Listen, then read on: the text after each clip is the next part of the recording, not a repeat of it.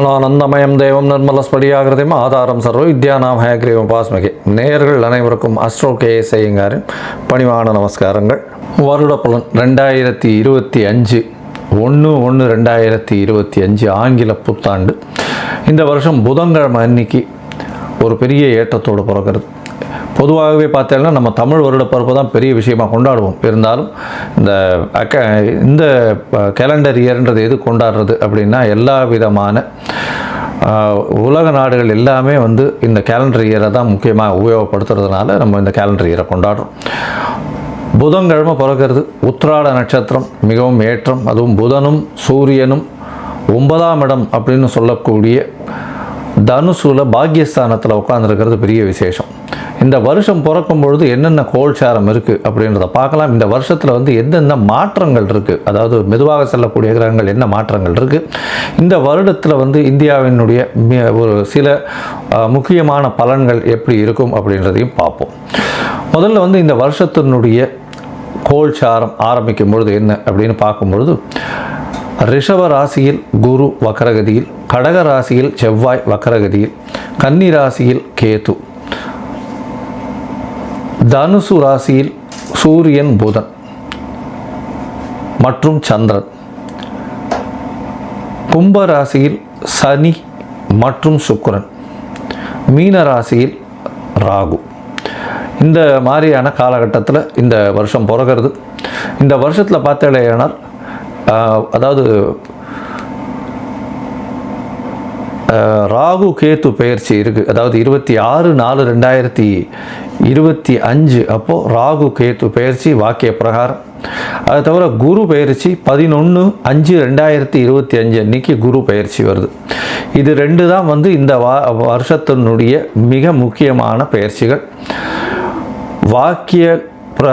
வாக்கிய பஞ்சாங்கத்தின் பிரகாரம் சனி பெயர்ச்சி அடுத்த வருஷம், அதாவது 2026 மார்ச் மாதம் வருது.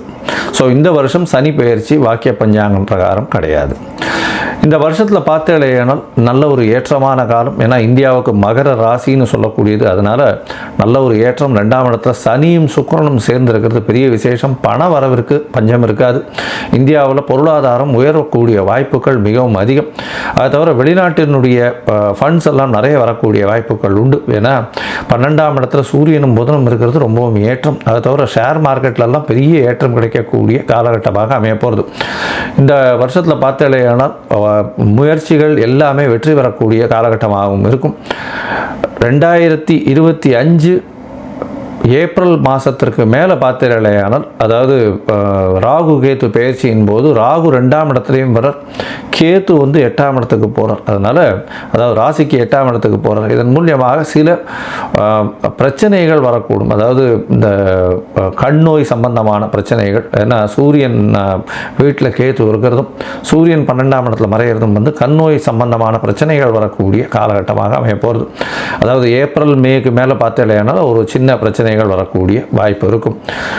அது தவிர பார்த்தீங்கன்னா பண வரவிற்கு பஞ்சம் இருக்காது. இந்த வருஷம் ஆர்பிஐயில் நல்ல ஒரு ஏற்றம் இருக்கும். ஷேர் மார்க்கெட் இண்டிசஸ் ஒரு 80-85,000 90,000 பாயிண்ட்டுக்கு மேலே போகக்கூடிய வாய்ப்புகள் நிச்சயமாக உண்டு.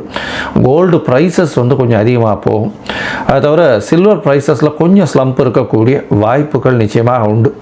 இந்த வருஷம் பார்த்தீங்கன்னா இந்த இது நேச்சுரல் டிசாஸ்டர்னு சொல்லக்கூடியது, இயற்கை பேரழிவுகள் அப்படின்னு சொல்லக்கூடியது, வெள்ளத்தினால தண்ணி மூலமாக நிறைய பேரழிவுகள் வரக்கூடிய வாய்ப்பு நிச்சயமாக உண்டு.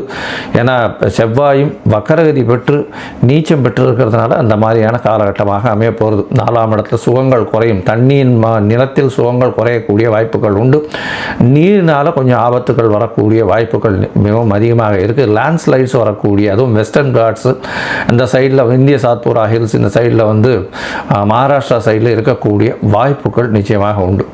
அது தவிர பார்த்தீங்கன்னா இந்த சட்டங்கள் கொஞ்சம் கடுமையாகக்கூடிய வாய்ப்புகள் உண்டு. அதுவும் இந்த தொழிலாளர்களுடைய சட்டங்கள் கொஞ்சம் ஸ்ட்ராங்காகக்கூடிய வாய்ப்புகளும், அதன் மூலியமாக சில போராட்டங்களும் வரக்கூடிய வாய்ப்புகள் நிச்சயமாக இருக்கும். இந்த வருஷத்தில் பெண்களுக்கெல்லாம் நல்ல ஒரு ஏற்றம் இருக்கக்கூடிய காலகட்டம். படிக்கக்கூடிய மாணவியர்களெல்லாம் நல்ல ஒரு ஏற்றம் இருக்கக்கூடிய காலகட்டம். தொழிலில் அபிவிருத்தி ஏற்படக்கூடிய வாய்ப்புகள் நிச்சயமாக இருக்கும். இந்த வருஷத்தில் புதிய மாற்றங்கள் வரக்கூடிய வாய்ப்புகள் இந்த வருஷத்தில் அமையிறது. அது தவிர பார்த்தீங்கன்னா பார்த்தாலேனால் இந்த இன்ஃப்ராஸ்ட்ரக்சர்ஸுக்கு வந்து நிறைய இன்வெஸ்ட்மெண்ட் போகக்கூடிய வாய்ப்புகளும் அதன் மூலியமாக பெரிய ஏற்றங்களும் கிடைக்கக்கூடிய வாய்ப்புகள் உண்டு. இந்த தொடர் ஊர்தி பேருந்து, அதாவது ட்ரெயின் ஆக்சிடென்ட்ஸ் 1-2 வரக்கூடிய ஒரு ஸ்பெசிஃபிக்காக வரக்கூடிய வாய்ப்புகள் நிச்சயமாக இருக்கும். அது ரொம்ப ஐடென்டிஃபைடாக தெரியக்கூடிய வாய்ப்புகள் நிச்சயமாக உண்டு. அதுவும் ராகு கேத்து மாறினதுக்கு பிறகு ஒரு சின்ன பிரச்சனைகள் வரக்கூடிய வாய்ப்பு உண்டு.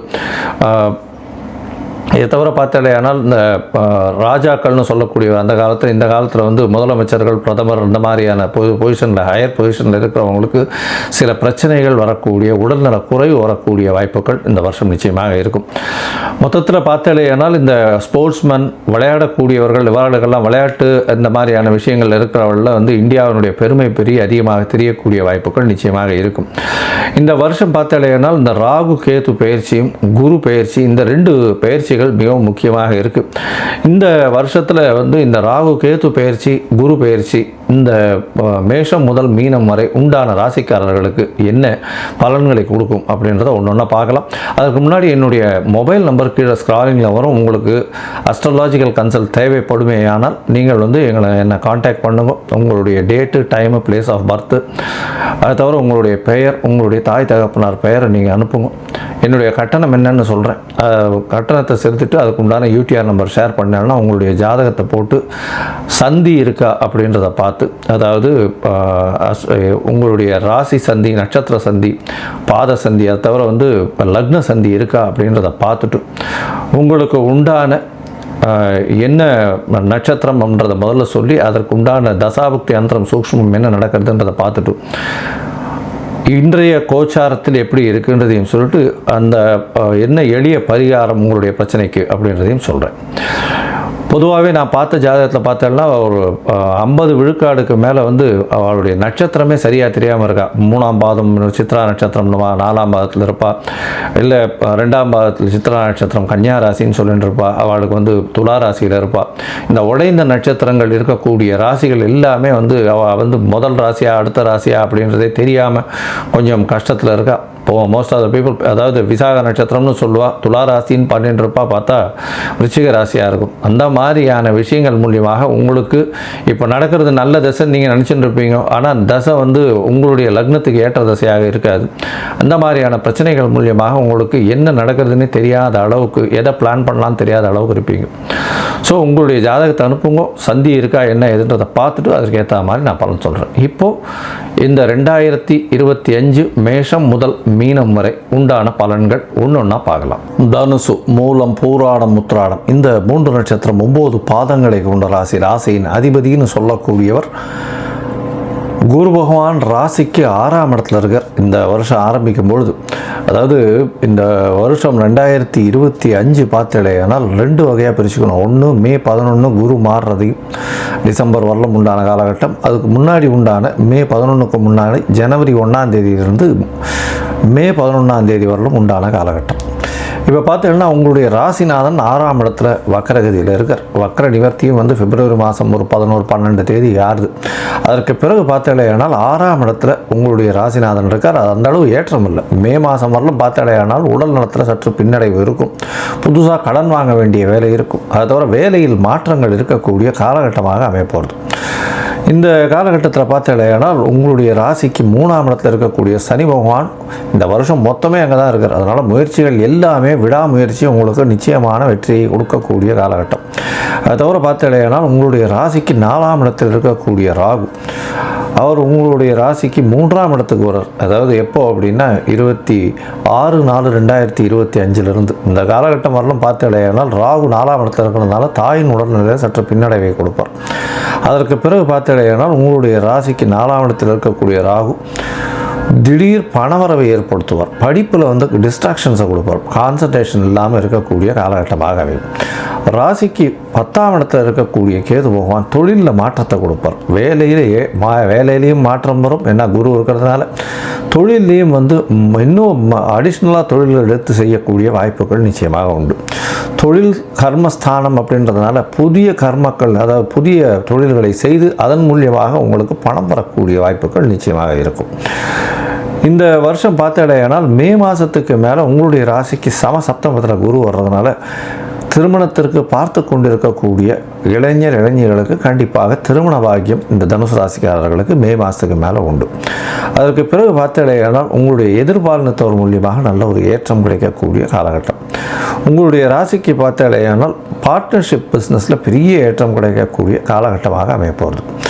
இந்த வருஷம் மே மாதத்துக்கு மேலே உங்களுடைய ராசிக்கு 11ஆம் இடத்தை குரு பார்க்குறார். அது ஒரு பெரிய சிறந்த இடம். ஏன்னா 11ஆம் இடத்தை குரு பார்க்குறது அப்படின்னும் பொழுது தனகாரகனே லாபஸ்தானத்தை பார்க்குறதன் மூலியமாக எல்லா விதமான தொழில்கள்லையும் பெரிய ஏற்றம் கிடைக்கக்கூடிய காலகட்டம். அதனால் பார்த்தேனால் உங்களுடைய ராசிக்கு 7ஆம் இடத்துக்குன்னா அதாவது பார்ட்னர்ஷிப் பிஸ்னஸ்லாம் அபரிமிதமான ஏற்றம் கிடைக்கக்கூடிய வாய்ப்புகள் நிச்சயமாக உண்டு. உங்களுடைய ராசிக்கு 3ஆம் இடத்தையும் குரு பார்க்குறார். அது முயற்சி ஸ்தானத்தை குறிக்கும், இளைய சகோதரத்தை குறிக்கும். இதன் மூலியமாக பார்த்தேனால் உங்களுக்கு எல்லா விதமான ஏற்றங்களும் இந்த வருஷம் வரக்கூடிய வாய்ப்புகள் நிச்சயமாக உண்டு. அதுவும் பார்த்தேனால் இளைய சகோதரர்கள் மூலியமாக நல்ல ஒரு ஏற்றமான செய்தி வரக்கூடிய காலகட்டமாக அமையப்போகுது. உங்களுடைய ராசிக்கு 3ஆம் இடத்துல ராகு இருக்கார், சனியும் இருக்கார். குருவின் பார்வையினால் கோதண்ட ராகுவாக மாறுறார். அதனால் இளைய சகோதரர் மூலியமாக நல்ல ஒரு ஏற்றமான செய்திகள் வரக்கூடிய வாய்ப்பு உண்டு. முயற்சிகள் எல்லாமே வெற்றி பெறக்கூடிய வாய்ப்புகள் நிச்சயமாக உண்டு. உங்களுடைய ராசிக்கு 9ஆம் இடத்துல கேது வர்றதுனால மே மாதத்தில் வர்றதுனால கண்டிப்பாக தந்தையின் உடல்நலத்தில் சற்று பின்னடைவு இருக்கக்கூடிய வாய்ப்புகள் நிச்சயமாக இருக்கும். வெளிநாடு போகணும் படிக்கிறதுக்குன்னு பார்த்துட்டு இருக்கவங்களுக்கு சற்று பின்னடைவு இருக்கும்.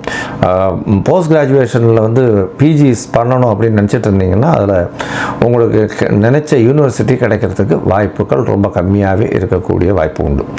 இந்த வருஷம் பார்த்தீங்கன்னா ராகுவின் பார்வை உங்களுடைய ராசிக்கு 5ஆம் இடத்துல உள்ளது. அதனால் குழந்தை பிராப்திக்கு சற்று பின்னடைவு இருக்கும். அதாவது ரொம்ப நாள் குழந்தை பிராப்தி இல்லை பார்க்கணும்னு நினச்சின்னு இருக்காங்கன்னா அந்த காலகட்டத்தில் குழந்தை பிராப்திக்கு பின்னடைவு இருக்கக்கூடிய வாய்ப்புகள் உண்டு. அது தவிர உங்களுடைய ராசிக்கு பார்த்தேனால் ராசியவே அதாவது ராகு பார்க்குறார். அதனால் அபரிமிதமான எண்ணங்கள் வரும், எண்ண குவியல்கள் ரொம்ப அதிகமாகவே இருக்கும். இதன் மூலியமாக வெற்றிக்கு உண்டான பெரிய விஷயங்களை, பிரம்மாண்டமான விஷயங்களை செய்யக்கூடிய வாய்ப்புகள் நிச்சயமாக இருக்கும். கேது உங்களுடைய ராசிக்கு 7ஆம் இடத்தை பார்க்குறார். அதனால் சற்று கணவன் மனைவிக்குள்ள பிரச்சனை இருக்கக்கூடிய வாய்ப்பு இருக்கும். இருந்தாலும் குரு இருக்கிறதுனால நல்ல ஒரு ஏற்றத்தை கொடுக்கக்கூடிய காலகட்டமாக இருக்கும். 11ஆம் இடத்தையும் உங்களுடைய ராசிக்கு 11ஆம் இடத்தையும் கேது பார்க்குறார். இதன் மூலியமாக பார்த்தாலேனால் 11ஆம் இடத்தை கேது பார்க்கறதுனால லாபத்தில் சற்று பின்னடைவு இருக்கும். அதன் மூலியமாக பார்த்தாலும் லாபம் எதிர்பார்த்த லாபத்தை விட சற்று கம்மியாக இருக்கும். இருந்தாலும் லாபம் நிச்சயமாக வரக்கூடிய காலகட்டம். போட்ட முதலுக்கு மினிமம் 2லேருந்து 3 மடங்காவது லாபம் வரக்கூடிய காலகட்டமாக அமையப்போகுது.